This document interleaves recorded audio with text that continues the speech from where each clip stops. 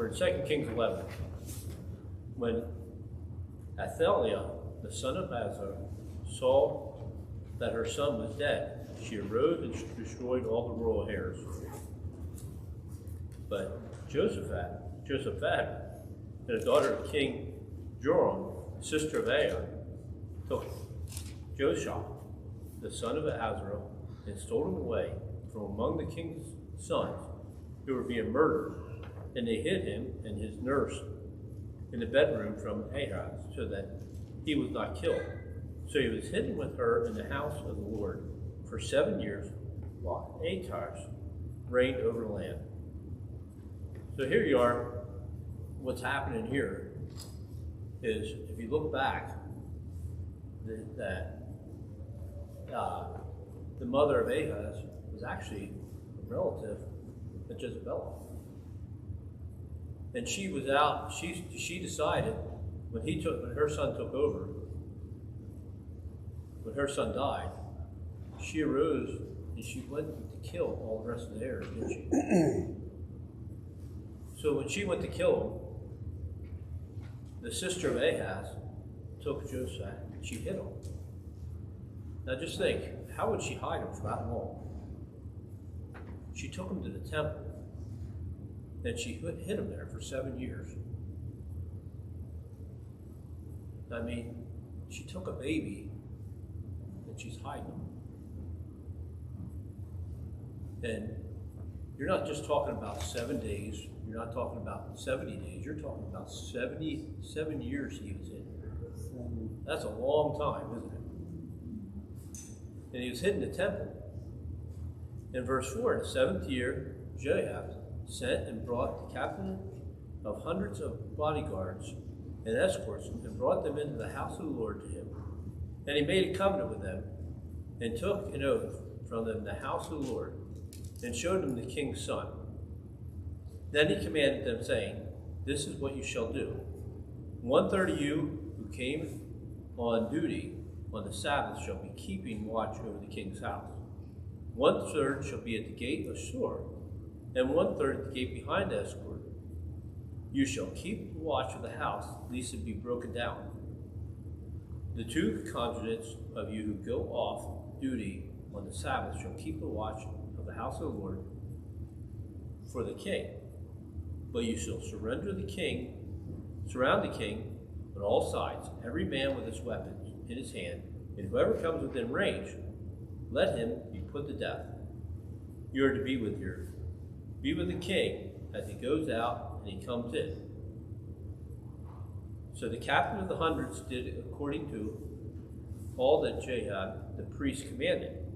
Each of them took his men who were to be on duty on the Sabbath, with those who were going off duty on the Sabbath, and came to Jehoiada the priest. And the priest gave the captain of hundreds of spears and shields, which had belonged to the king David, and they were in the temple of the king. Then the escorts stood, every man with his weapon in his hand, all around the king, from the right side of the temple to the left side of the temple, by the altar in the house.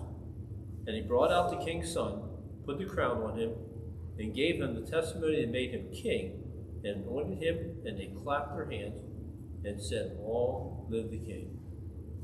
So here they are. What they're really doing is executing the overturn of the king who was there, weren't they? So they brought all the priests out, and they gave him the armor of David. Well, wait a minute, David wasn't supposed to save up all that armor, was he? When we learned back before. They had all that armor in there. So what are they going to use? They're going to use that to crown the 7-year-old boy king, aren't they? And in verse 13 it says, "Now when Athaliah heard the noise of the escorts and the people, she came to the people in the temple of the Lord. When she looked that there was a king standing by the pillar according to customs, and the leader of the trumpeters were by the king, all the people of the land were rejoicing and blowing trumpets. So Athaliah tore her clothes and cried out, 'Treason, treason!' And Jehoiada the priest commanded the captain of the hundreds, the officers of the army, And he said to them, take her outside under guard, and slay with the sword whoever follows her. For the priest had said, do not let her be killed in the house of the Lord. So they seized her, went by the way of the horse entrance into the king's house, and there she was killed. And Jehu made a covenant between the Lord, the king, and the people, that they should be the Lord's people, and they also between the kings and the people. And all the people of the land went to the temple of Baal and tore it down. They thought broken in pieces its altars and images, and killed Mate, the priest of Baal, before the altar. And the priests appointed officers over the house of the Lord. Then he took the captain of 100, the bodyguards and escorts, and all the people of the land. And they brought the king down from the house of the Lord, and went by ways of the gates, and escorted the king of the house. Then he sat on the throne of the kings. So all the people of the land rejoiced, and the city was quiet, for they had slain Athaliah with a sword in the king's house. Jehu was 7 years old when he became king. So he's 7 years old. So where was he raised at? He was raised in the temple of the Lord, wasn't he? So this boy was raised to follow God. And what's the first thing they do? They start tearing down the old gods, don't they? They get rid of Baal. They destroy it. And because of this, what happens? He was legit ruler that God wanted in there. But he also started reforming them back to following the house of the Lord. You know, that's what we need.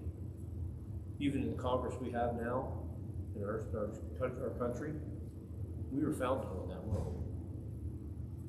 We need the people to pull back from the Lord. We need to see the same thing that's happening here in Kings. We need to get a king, we need to get rulers, our Congress, our Senate.